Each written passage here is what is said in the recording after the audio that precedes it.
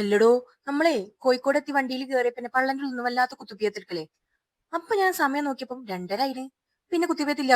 അപ്പൊ പിന്നെ ഒന്നും നോക്കില്ല, നമ്മൾ നേരെ വിട്ട് പാരഗണക്ക്. പൊട്ടിയ ഷൂ എങ്കിൽ പൊട്ടിയ ഷൂ, പള്ളയിൽ എന്തെങ്കിലും ആക്കിയിട്ട് മതി, ഇനി ബാക്കി കാര്യം എന്നാണ് തീരുമാനിച്ചത്.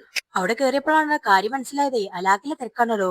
അതിനുള്ളിക്കട് കയറി കുറച്ചേരം ചുറ്റിപ്പറ്റി നിന്ന് നോക്കിയേ, പിന്നെ കാര്യം മനസ്സിലായി ഇത് പെട്ടെന്ന് നടപടിയാവൂലാന്ന്. പക്ഷെ ഇത് പള്ളക്ക് മനസ്സിലാണില്ലടോ. ഈ സമയത്തെ കുറച്ചേരം കൂടി വെയിറ്റ് ചെയ്യാനുള്ള പാരഗണനട് ഇറങ്ങിയിട്ട് ഇടക്കാല ആശ്വാസത്തിന് വേണ്ടിട്ട് തൊട്ടടുത്തുള്ള മിൽക്ക് സർവത്തിന് പോയി. ഇനിയിപ്പോ ഈ സ്പോട്ട് എന്തായാലും നിങ്ങൾക്ക് മനസ്സിലായിട്ടുണ്ടാവുമല്ലോ അല്ലെ. കൊല്ലം കൊറേ കടല്ലേ, കോഴിക്കോടക്ക് വരുന്നോലും കോഴിക്കോട് ഉള്ളോലും എന്തായാലും ഇത് ട്രൈ ചെയ്തിട്ടുണ്ടാവും.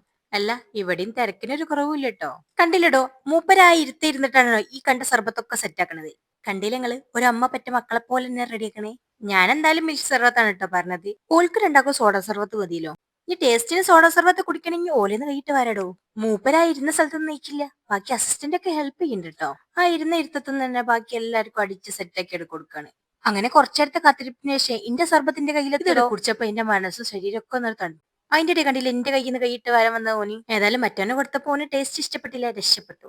അതും കഴിഞ്ഞ് തിരിച്ചു നമ്മള് ഇനി എവിടുന്ന് ഫുഡ് കഴിക്കുന്നു വിചാരിച്ച് ഇങ്ങനെ നടക്കാണ്. പക്ഷെ മനസ്സിൽ ഫുള്ളേ പാരഗണത്തെ ബിരിയാണിയാണോ.